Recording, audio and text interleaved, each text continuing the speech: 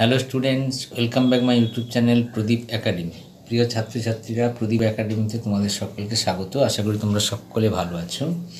আজকে আমি পশ্চিমবঙ্গ মধ্যশিক্ষা পর্ষদের দশম শ্রেণীর গণিতের সরল সুদ কষার অধ্যায়টা থেকে, অর্থাৎ কষে দেখি 2, এই অধ্যায় থেকে পার্ট 6 ভিডিও করব। এর আগে পার্ট 1 থেকে শুরু করে পার্ট 5 পর্যন্ত আমরা তিনটে করে অঙ্ক করে রেখেছি। তোমরা এই ভিডিওটা যখন দেখবে, এই ভিডিওটার নিচে একটা প্লে লিস্ট আসবে, সেখানে প্রেস করলে তোমরা আগের অঙ্কগুলো যদি প্রয়োজন মনে করো দেখতে পারো। তোমরা অবশ্যই এই চ্যানেলটাকে সাবস্ক্রাইব করো এবং পাশে থাকা বেল আইকনটা প্রেস করো। তো আমরা আজকে শুরু করব 16 দাগের অঙ্ক থেকে। দাগ নম্বর 16 নম্বর দাগের অঙ্ক করার আগে অঙ্কটা আমাদেরকে পড়ে নিতে হবে ভালো করে। আসলাম চাচা কর্মক্ষেত্র থেকে অবসর নেওয়ার সময় 1 লক্ষ টাকা পেলেন। ওই টাকার কিছুটা ব্যাংকে ও বাকিটা পোস্ট অফিসে জমা রাখেন এবং প্রতি বছর সুদ বাবদ তিনি 5,400 টাকা করে পান। ব্যাংকের ও পোস্ট অফিসের বার্ষিক সরল সুদের হার যথাক্রমে 5% ও 6%। তবে তিনি কোথায় কত টাকা জমা রেখেছিলেন হিসেব করে দেখি। তাহলে এখান থেকে আমরা দেখলাম আসলাম চাচা অবসর নেওয়ার সময় 1 লক্ষ টাকা পেয়েছেন, তিনি কিছু টাকা ব্যাংকে রেখেছেন এবং বাকি টাকাটা পোস্ট অফিসে রেখেছেন। দুটো জায়গায় আলাদা আলাদা করে ভাগ করে রেখেছেন এবং প্রতি বছর সুদ বাবদ তিনি 5,400 টাকা করে পাচ্ছেন। এবং দেখা গেল যে ব্যাংকের সুদের হার হচ্ছে 5% আর পোস্ট অফিসের সুদের হার হচ্ছে 6%। আমাদেরকে হিসেব করে বের করতে হবে তিনি কোথায় কত টাকা রেখেছিলেন। তাহলে আমরা ধরে নিলাম বা ধরি ব্যাংকে রাখেন মানে জমা রাখেন x টাকা, ব্যাংকে রাখেন x টাকা, ঠিক আছে। তাহলে 1 লাখ টাকার মধ্যে x টাকা তিনি ব্যাংকে রাখলেন, ঠিক আছে। তাহলে পোস্ট অফিসে রাখেন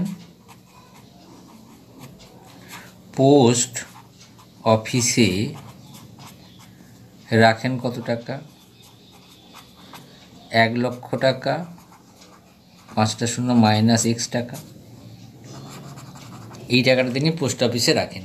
এবার আমাদেরকে ব্যাংকে এবং পোস্ট অফিস থেকে তিনি কত টাকা করে সুদ পাচ্ছেন সেটা আমরা বের করব।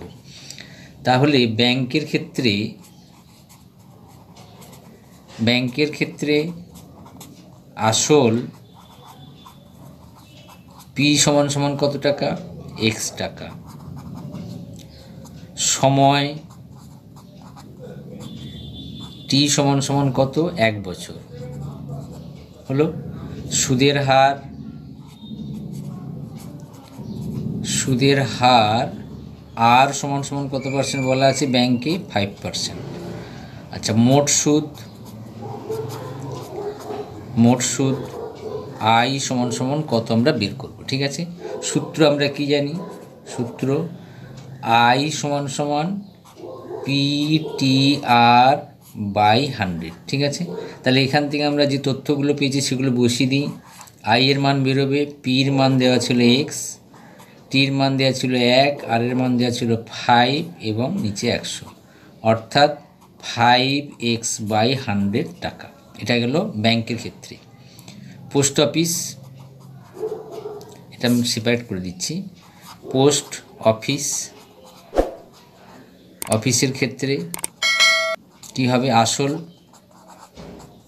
আসল P সমান 1 লক্ষ টাকা মাইনাস x টাকা, এত টাকা। সময় একই, সময় T সমান 1 বছর, ওকে। আচ্ছা, সুদের হার এক্ষেত্রে বেশি, 6%। সুদের হারকে আমরা আর প্রকাশ করি, 6% সুদের হার। মোট সুদ I সমান জিজ্ঞাসা চিহ্ন বেরোবে। তাহলে এখানে সূত্র কি? I সমান PTR/100, ওকে। তাহলে I এর মান বেরোবে, এখানে বা লিখে দাও। P এর মান কত? 1 লক্ষ মাইনাস x টাকা, T এর মান 1, R এর মান 6/100। তাহলে কি দাঁড়ালো? এখানে আমরা একবার লিখে দেবো 6 × 5টা শূন্য বাই এক্স বাই 100। ওকে, তাহলে পোস্ট অফিসের সুদ হচ্ছে এইটা আর ব্যাংকের সুদ হচ্ছে এইটা। ঠিক আছে, এবার আমরা কি করব, প্রশ্নানুসারে লিখব।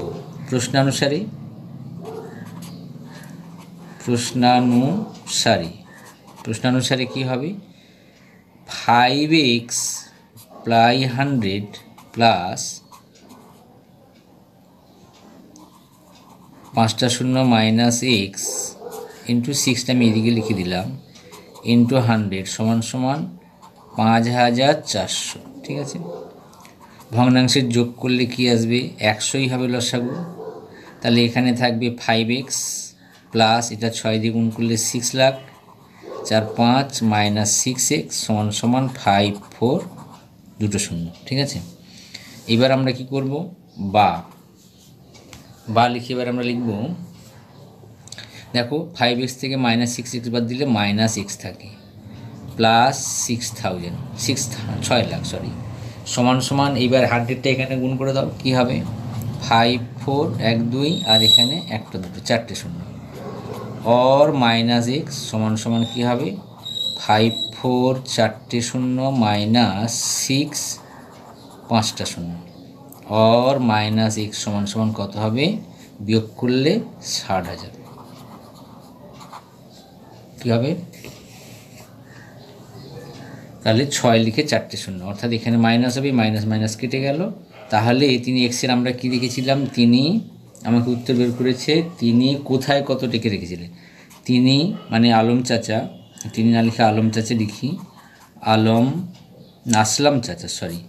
আসলাম চাচা ব্যাংকে রাখেন 60,000 টাকা, পোস্ট অফিসে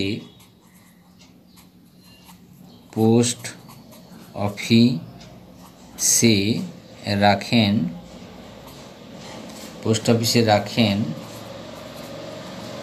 1 লাখ মাইনাস 60,000 টাকা সমান সমান 40,000 টাকা।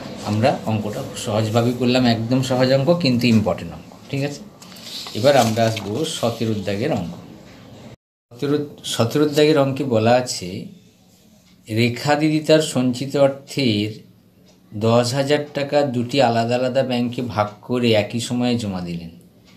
একটি ব্যাংকের বার্ষিক সরল সুদের হার 6% এবং অন্য একটি ব্যাংকের বার্ষিক সরল সুদের হার 7%। 2 বছর পর তিনি যদি মোট সুদ সমেত এত টাকা পান, তাহলে তিনি কোন ব্যাংকে কত টাকা জমা রেখেছিলেন। প্রায় একই অঙ্ক, 16 দাগেরই অঙ্কের মতো। তাহলে আমরা লিখব, ধরি রেখা দিদি প্রথম ব্যাংকে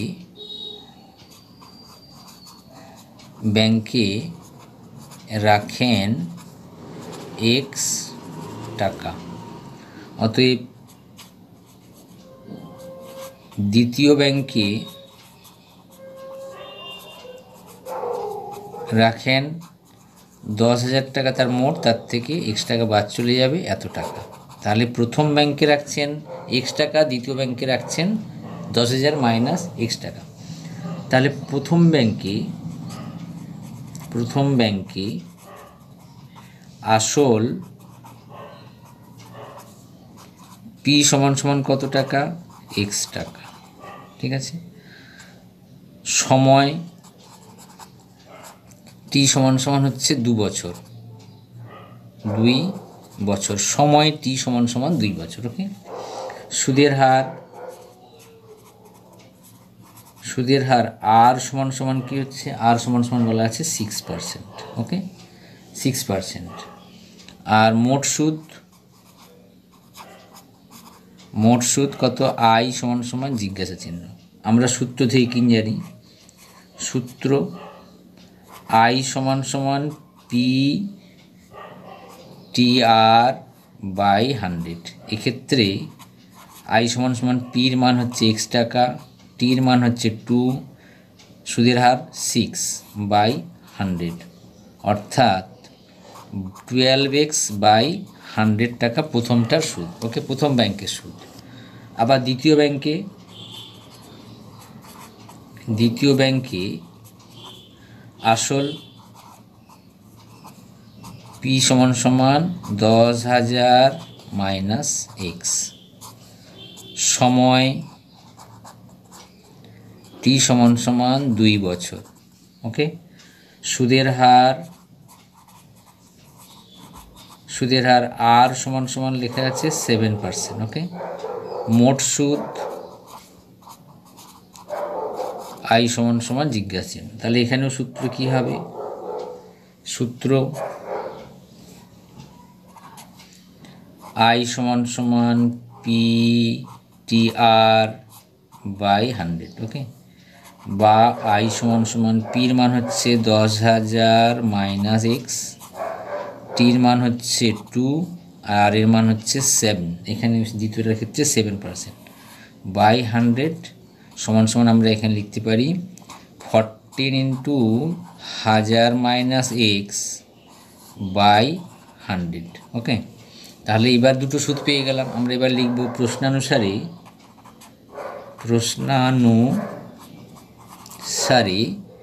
12x বাই 100 প্লাস 14 ইন্টু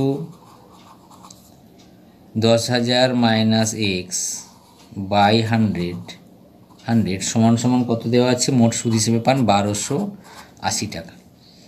আর এবার ভগ্নাংশের বিয়োগ করব। এখানে হবে 100ই লসাগু হবে, এখানটা 12x প্লাস 14 লিখে 4টে 0 14,000 মাইনাস 14x সমান 1280। ওকে, আর এখানে আমরা যদি যোগ বিয়োগ করি, দেখো এখানে আসবে 2x প্লাস 14,000 সমান 1280, আবার দুটো শূন্য এখানে যোগ হয়ে যাবে। ঠিক আছে, আর 2x সমান এখানে কি আসবে 1280 দুটো শূন্য মাইনাস 14 আবার 4টে শূন্য। ওকে, তাহলে এখানে আর মাইনাস 2x, এখানে আমরা যদি রাফি বিয়োগ করে নিই 14 লিখে 4টে শূন্য 12 8 3টে শূন্য। ওকে, 0 0 0 2 1 অর্থাৎ মাইনাস 1 2 3টে শূন্য। ওকে, মাইনাস মাইনাস কেটে গেল, আর x সমান 12,000 বাই 2 কাটলে 6,000। তাহলে x সমান হলো 6,000 হয়ে গেল। তাহলে তিনি আমাদেরকে বের করতে বলেছিল কোন ব্যাংকে কত টাকা রেখেছেন। আমরা লিখব তিনি রেখা দিদি প্রথম ব্যাংকে রাখেন 6,000 টাকা,